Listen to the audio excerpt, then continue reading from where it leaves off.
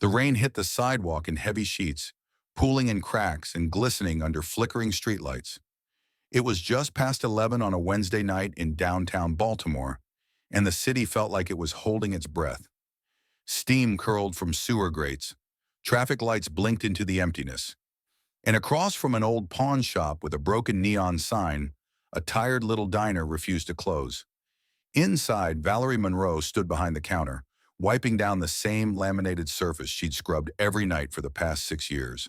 Her hands moved out of habit, her feet aching inside shoes that had seen better days. The air smelled like stale coffee, fried onions, and cinnamon from a pie no one had touched. Her apron was damp, her natural curls pulled into a loose bun at the nape of her neck. She'd worked a double shift again, but she hadn't let that harden her. Valerie was the kind of person who didn't know how to stop caring, no matter how worn out she got. She looked up to stretch her neck, and that's when she saw him. Outside the window, just beyond the buzzing Lexington Diner sign, was a boy. He couldn't have been older than 10 or 11. He sat in a battered wheelchair, small shoulders hunched under a coat that wasn't nearly warm enough. The rain had soaked him through. His hair clung to his forehead. His hands clutched a thin blanket that barely covered his legs. Valerie set down the rag and moved without thinking. The cold slapped her face as she pushed open the door. "Hey there, you okay?" The boy flinched at her voice. His eyes, wide and unsure, met hers, pale blue and scared. He spoke so quietly she almost missed it. "I'm waiting for my dad." Valerie glanced down the street, scanning the shadows. Not a soul in sight, just the buzz of distant traffic and the low growl of thunder. "You been out here long?" The boy shrugged. "I think so." "Well," she said softly, "you can't stay out here in this weather. Come on inside with me, okay? It's warm in there. I'll fix you something good to eat." He hesitated, blinking rain from his lashes. Then he nodded once. Valerie wrapped her hands around the back of his wheelchair and guided him through the doorway. The warmth of the diner rushed over them. Inside, everything felt a little brighter, a little safer. She led him to a corner booth near the radiator, pulled a towel from behind the counter, and gently draped it over his shoulders. "I'm Valerie. What's your name, sweetheart?" "Daniel.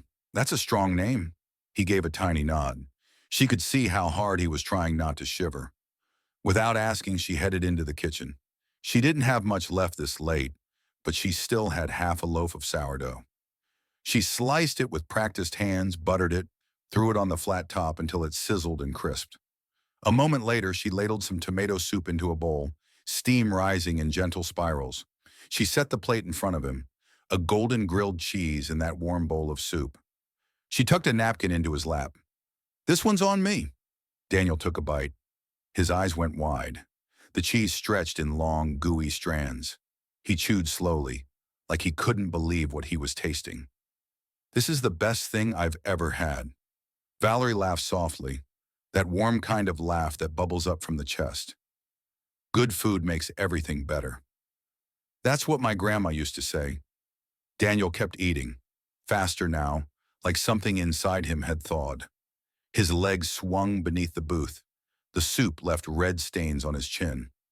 Valerie grabbed another napkin and wiped it away. "Messy eater, huh?" Daniel smiled. "A real one." Valerie looked at him for a moment, really looked. And what she saw made her heart tighten. There was something too grown in his eyes. Some kind of tired no kid should have to wear. But across the street, someone else was watching. Inside a black SUV with tinted windows, a man sat motionless. He was in his mid-40s, steel gray eyes, a sharp suit. His hands were still on the steering wheel, though the engine had been off for 5 minutes. He watched through the glass, jaw clenched. That was his son inside the diner. And the woman feeding him grilled cheese, the one who didn't ask for a dime, who didn't know or care who she was helping. That woman was about to change everything.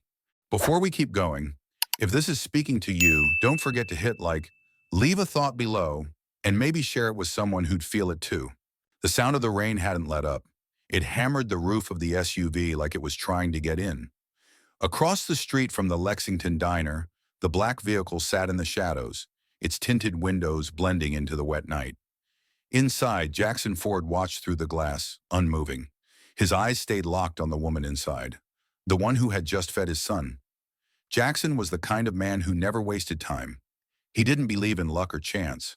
At 46, he'd built Titan Tech from a garage code base into a billion-dollar machine, one hostile acquisition at a time. Everything in his world operated on control, measurable, precise, efficient. But what he saw across the street wasn't any of that. It was something he didn't quite understand. His son Daniel sat in a booth, swinging his legs like he didn't have a care in the world, laughing, eating, safe.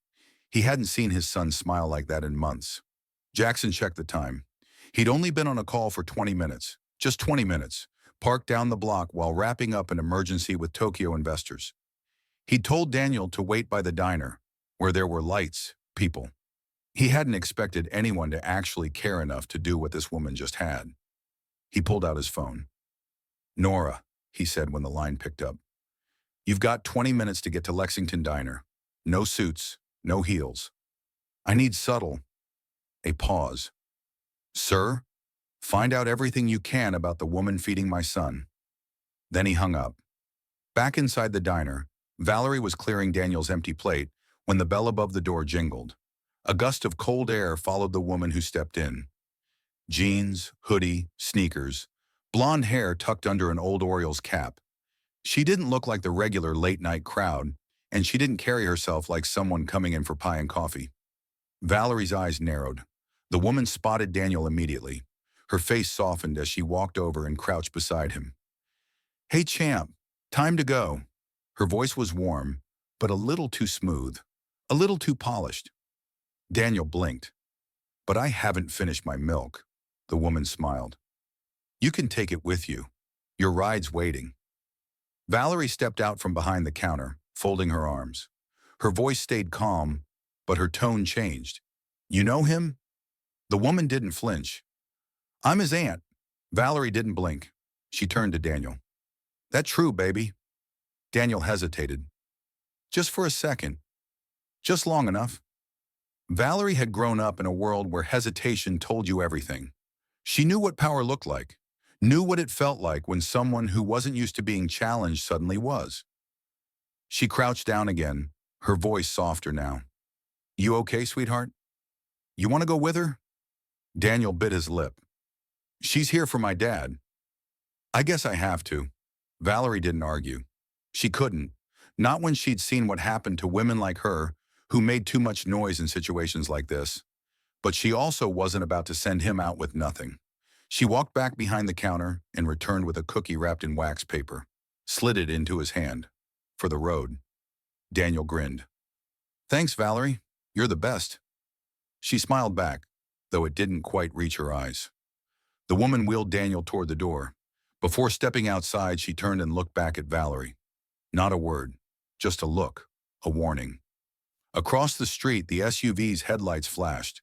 The rear door opened before the woman could knock. Jackson stepped out into the rain, coat collar turned up. As soon as Daniel was secured inside, he turned to Nora. "She's sharp," Nora said, brushing back her hood. "Didn't buy the aunt story. Almost called me out." Jackson's jaw clenched. But she let him go. "She didn't have a choice," Nora said quietly. "You know what happens when a black woman makes a scene, even for the right reasons? She'd be the one in trouble, not me." Jackson said nothing. He didn't have to. He'd seen it happen more times than he cared to admit. It's what made women like Valerie dangerous. Not because they were loud, but because they were smart, and they saw through people like him. He opened the door to the SUV, slid inside, and spoke without looking up. "Name, background, everything. I want it on my desk by morning." Nora didn't respond right away. "Yes, sir." The car pulled away from the curb. The diner grew smaller in the mirror. But Jackson Ford wasn't thinking about the city behind them. He was thinking about a woman who hadn't known who his son was, hadn't cared about money or power or reputation, and had helped anyway. He didn't believe in kindness. He believed in debts, and Valerie Monroe had just put him in hers. Valerie Monroe's sneakers squished with every step. Rainwater had soaked straight through her soles and into her socks. Her jacket clung to her arms, heavy and cold. She turned the corner onto West Fayette, eyes scanning the windows out of habit. checking who had their lights on, who didn't. It was nearly 1 a.m. now, and the streets were quiet, too quiet. She climbed the narrow staircase to her apartment, third floor, end unit. The heat barely worked, and the wallpaper peeled at the corners. But it was hers. She fished the key from her coat pocket, shoved open the door, and locked it behind her with a sigh. Tossed her keys in the bowl, kicked off her shoes. The tips from the diner shift barely covered groceries. Again. But the memory of Daniel's smile stayed with her, like warmth tucked in a coat pocket. Still, something felt off. The woman who'd taken Daniel, that look she gave, the way Daniel hesitated. Valerie had seen enough to know when something wasn't right, but she'd also seen what happened when she pushed too hard. She rubbed her face about to start the kettle when a knock echoed from the door. Valerie froze. Nobody knocked at this hour. She moved to the peephole slowly. A man stood on the other side, broad-shouldered, tall, dressed in a black coat that probably cost more than 3 months of her rent. His hair was damp but neat. His shoes looked like they hadn't touched a single drop of rain. She didn't open the door. "Who is it?" A pause, then a voice. Deep, controlled. "Jackson Ford." She didn't recognize the name. "What do you want?" Another pause to talk.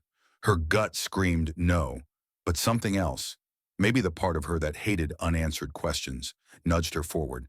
She unlocked the door just enough to see him clearly. He didn't belong in this building, didn't belong on this block. "I don't know you," she said flatly. "You know my son." The words dropped like a stone. "Daniel?" A slow nod. "I was parked across the street last night." Her heart stuttered. "You were watching?" "I was." Valerie exhaled through her nose. "You here to complain I gave him a sandwich?" Number. His eyes didn't flinch. His tone didn't shift. "I don't believe in charity, but I do believe in paying debts." He stepped past her without waiting for an invitation. She stared after him as he moved to her tiny kitchen table, pulled something from his coat pocket, and placed it down. An envelope. Heavy, expensive paper, the kind people used for court documents or job contracts. "What is that?" "A job offer." Valerie blinked. "Excuse me." Jackson didn't raise his voice. "At Titan Tech. 6 figures. Benefits. You'd be working directly with me." She laughed, sharp and incredulous.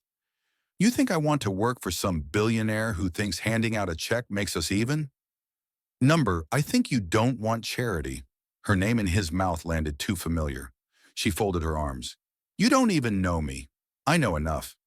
He said it like a fact, like he'd already run every calculation. "You fed my son. You didn't know who he was.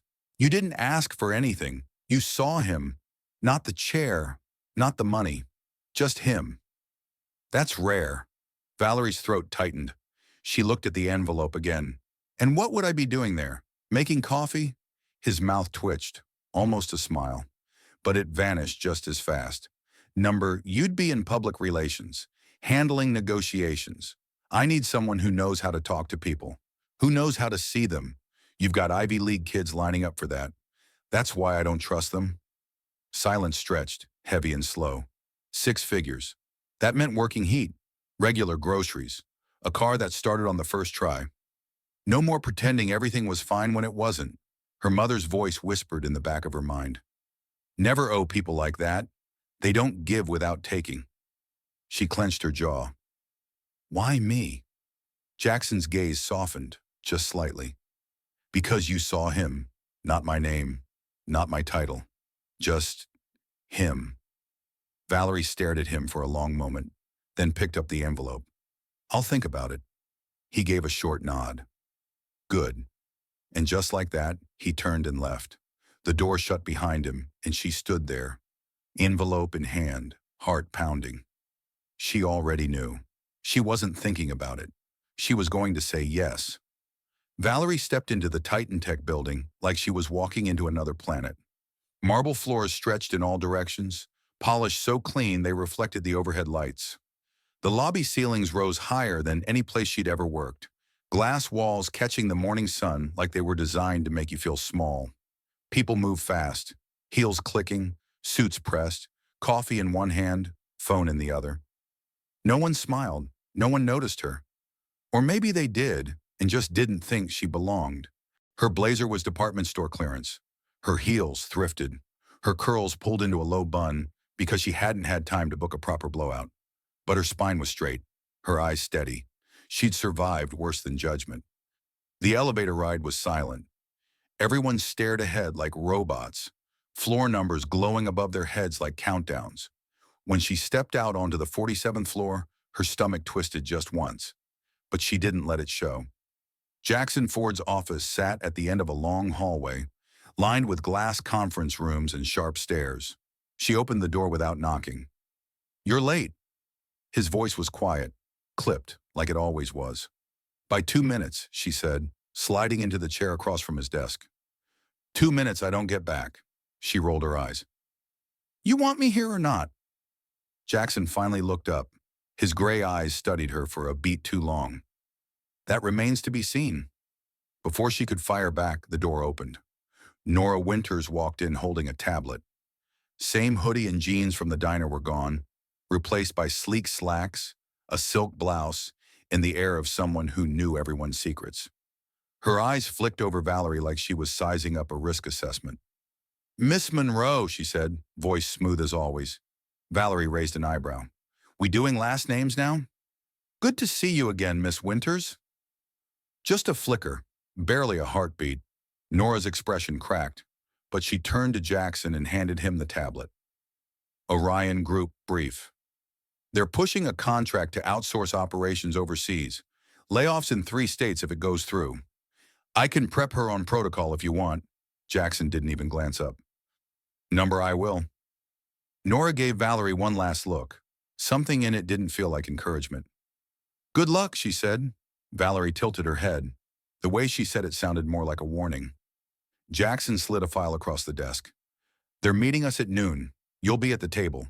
Valerie opened the folder. Charts, numbers, projections, layoffs, thousands of jobs. She felt her throat tighten. "You want me to convince them not to?" "I want you to do what you did in that diner. Make them see people."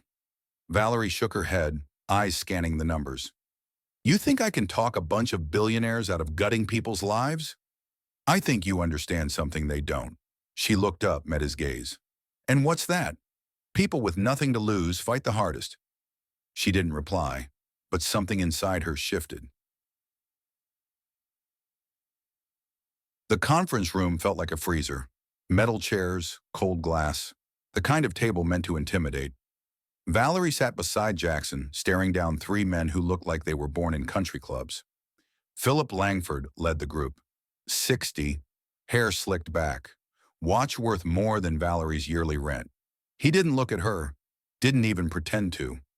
Jackson started the meeting. "You want to move production overseas, save money, cut costs." Langford smiled thinly. "It's not personal, just business." Valerie's jaw tightened. She'd heard that line before. When her mom lost her job, when her neighborhood grocery store shut down, when rent jumped $300 without warning. She leaned forward. "It's always just business until it's your community getting gutted." Langford finally looked at her. "And you are?" "Valerie Monroe," she said calmly. "Titan Tech." Langford scanned her once, slow and dismissive. "Look, sweetheart, this is a numbers game.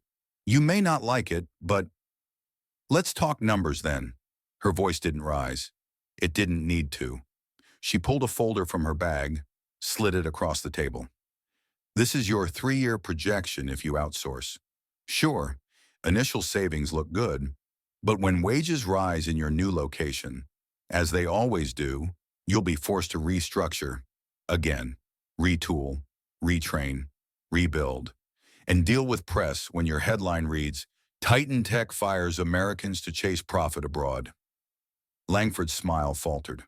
"That's not guessing. That's market analysis, with your name on it." The room went still. Langford picked up the paper, scanned it. For a moment, no one spoke. Jackson didn't smile, but Valerie could feel the shift. The silence wasn't cold anymore. It was heavy.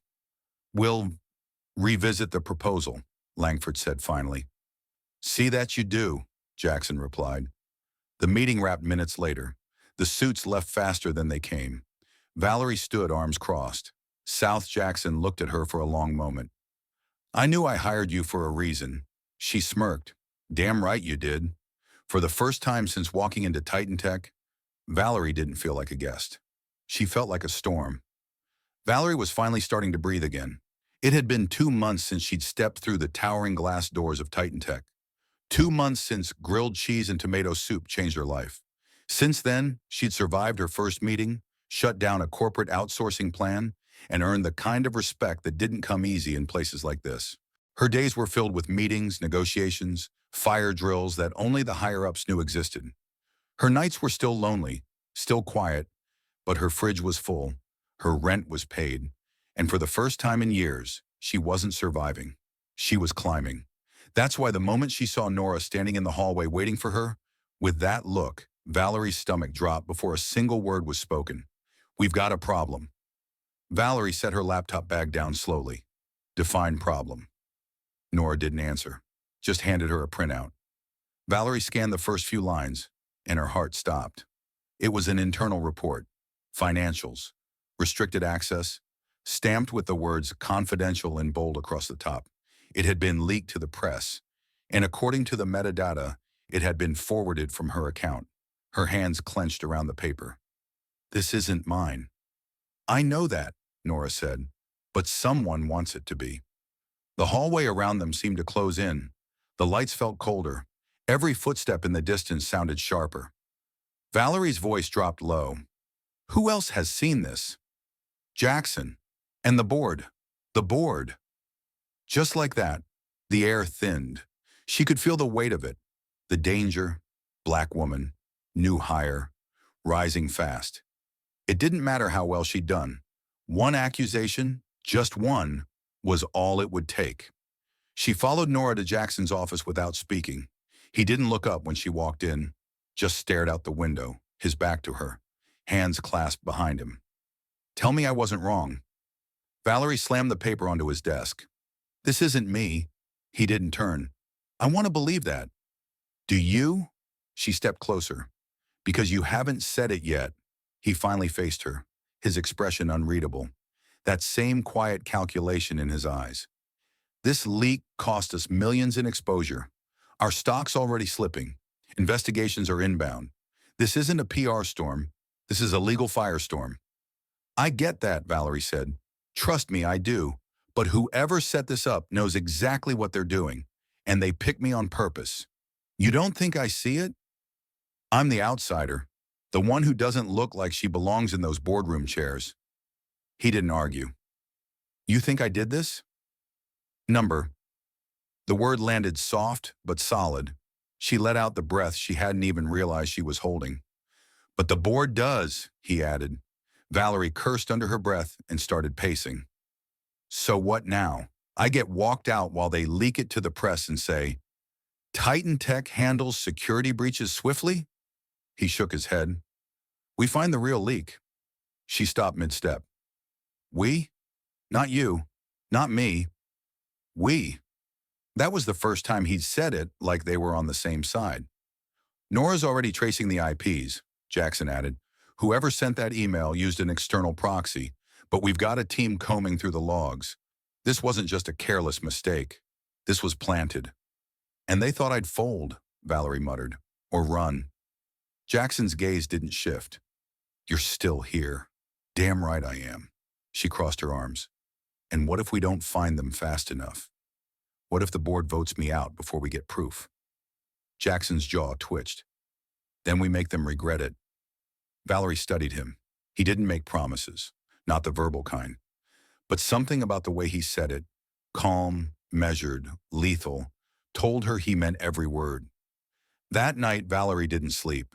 She sat in her apartment with Nora across from her, laptops open, server logs scrolling, coffee long since gone cold. They traced file access, checked timestamps, cross-referenced login history with badge entries. Whoever did this had covered their tracks well, but not well enough. It was Nora who found it. An alias email account routed through an external server, traced to a secondary workstation on the executive floor. The IP tied to Eric Calloway, Senior Strategy Officer, 10 years at the company. Perfect record. Too perfect. Valerie's blood turned ice cold. Calloway, he was on the Langford deal, had hated every second of being overruled by a woman half his age, and he'd been subtle about it. Polite, professional, the kind who shook your hand while sharpening the knife. We got him, Nora said. We bury him, Valerie replied. The boardroom was colder than usual, or maybe that was just in Valerie's chest. 12 chairs lined the long glass table, each one occupied by someone in a tailored suit. Men in their 50s and 60s, silver watches, wedding rings that hadn't moved in decades. They sat like judges, not executives. Eyes hard, arms folded, waiting. Jackson Ford sat at the head of the table. His face was unreadable. His hands were steepled under his chin. Valerie didn't sit. She stood at the far end of the room, folder in hand, her heels clicking softly on the polished floor, her heart beating so loud it felt like a drum in her ribs. Miss Monroe, one of the older board members, said, gesturing toward the empty seat, "Please, have a seat." She didn't move. "I know why I'm here." The man blinked, taken aback. "Do you?" She held up the folder. "You think I leaked that report?" Silence. She let the words hang for a beat. "I was the easy target, right? New hire. The one who didn't come from Dartmouth or Yale. The one you could quietly let go and call it a security breach. Problem solved. Optics managed." Jackson didn't flinch. He just watched. Valerie paced slowly, not rushing, not breaking eye contact. "I've seen this play before. You pick someone on the outside. You don't need evidence. You just need suggestion. Doubt. One email, one rumor. And people like me, we don't get the benefit of the doubt. We get the door." She dropped the folder on the table with a soft thud. "But you picked the wrong one." The room held its breath. Inside the folder were printed emails, access logs, bank transfers, time-stamped screenshots, reporter call records. Every breadcrumb led to Eric Calloway. Eric sat 2 seats from the end. He was already pale, already sweating, his tie suddenly too tight, his jaw working hard to form some kind of response. Valerie stepped back. Those records show a coordinated leak routed through an external proxy. The sender used a shell account and covered their access behind remote work credentials. But they got sloppy. They left a trace, a fingerprint. She looked right at Eric. "Yours." Calloway stood so fast his chair screeched. "This is a setup. She's bluffing. She didn't even turn." "Am I?" She looked to Jackson. For the first time his expression shifted. His voice, low and clear, sliced through the tension like a scalpel. "She's not." Eric's mouth opened, closed. He looked around the room for backup and found none. Jackson stood, adjusting his cuffs. "Effective immediately, Eric Calloway is terminated. Legal will initiate proceedings. Our comms team will coordinate a formal release and notify compliance." He let the words hang there, heavy, icy. Let this serve as a reminder. His gaze swept the boardroom like a warning. If anyone else thinks they can play games inside this company, don't. The silence afterward was total. Calloway tried to speak again, but no one was listening. He gathered his things in a daze, left the room without looking back. Valerie stood still. Jackson turned to her. "Anything you want to add?" She shook her head, calm and steady. "The facts speak for themselves." He nodded once. "Then this meeting is over." One by one, the board members stood and left, their expressions unreadable. Some avoided her eyes. Some nodded, polite but distant. When the room was finally empty, Valerie let her shoulders drop just slightly. Jackson watched her for a long moment. That was bold. She looked at him. "You wanted a problem solver. I got one." His tone wasn't warm, but it was real. And for the first time, she didn't feel like she was proving something. She felt like she was steering the ship. 2 weeks later, the sun broke through the clouds on a chilly spring morning. Valerie stood outside a small performing arts center on the east side of town. People were gathered, clapping. A banner stretched across the awning. Baltimore Youth Academy, graduation day. Kids in caps and gowns wheeled down the ramp. Among them was Daniel Ford. His chair had new wheels. His face held pure sunshine. His diploma in hand. Told you I'd make it. Valerie knelt beside him, beaming. Never doubted it. Jackson stood nearby, arms crossed, sunglasses on. But his jaw wasn't as tight, his shoulders not quite as square. You did good, Monroe, he said quietly. She grinned. Damn right I did. Daniel looked between them, wide-eyed. Are you guys gonna hug or what? Absolutely not, Jackson muttered. Oh, God, no, Valerie echoed. Daniel just laughed. That night, Valerie walked into her apartment feeling something she hadn't felt in years. Pride. Not survival, not relief, not luck. Pride. The kind that comes from fighting, from winning, from knowing you didn't fold when the whole system told you to disappear. She wasn't done yet. The sun was setting low over the city when the final names were called. Valerie stood just off stage, hands clasped as the last round of applause echoed across the small auditorium. Folding chairs creaked. Balloons bounced in the wind. Parents called out congratulations with tears in their eyes and cameras in their hands. Then came the name she'd been waiting for. Daniel Ford. The crowd clapped politely. A few people stood. But Valerie was already moving. Daniel wheeled himself proudly across the stage. Diploma in hand, the tassel on his cap swinging with each push. His face beamed. Not just happiness, triumph. His chair was decorated with blue and gold streamers. His hoodie read, Class of 2025. Told you I'd make it, he said as he reached her. Valerie crouched beside him, her grin wide. Never doubted it for a second. He puffed out his chest like it might help him sit taller. Jackson stood nearby, hands in his coat pockets. Always the observer, always the wall behind the curtain. But even he couldn't hide the hint of softness in his eyes. You did good, Monroe.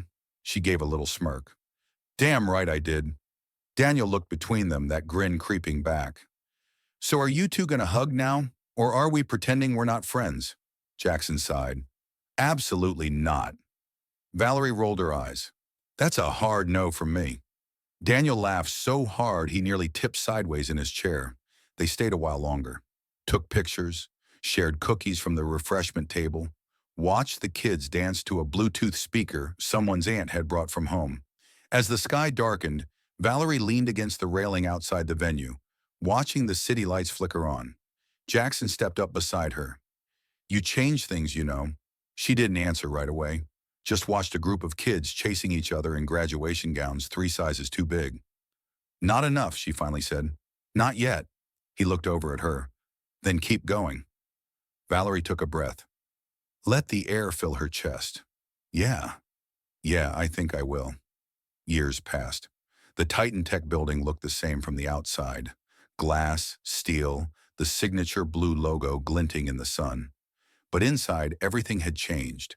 Valerie Monroe now had her name engraved on the door. Vice President of Corporate Strategy. She didn't take that lightly. She'd earned every square inch of that office. Not through handshakes or shortcuts, through grit, through truth, through a kind of vision this place hadn't seen before. Under her leadership, Titan Tech shifted. No more quiet layoffs in forgotten cities, no more hollow promises at shareholder meetings. Valerie launched new ethical labor policies.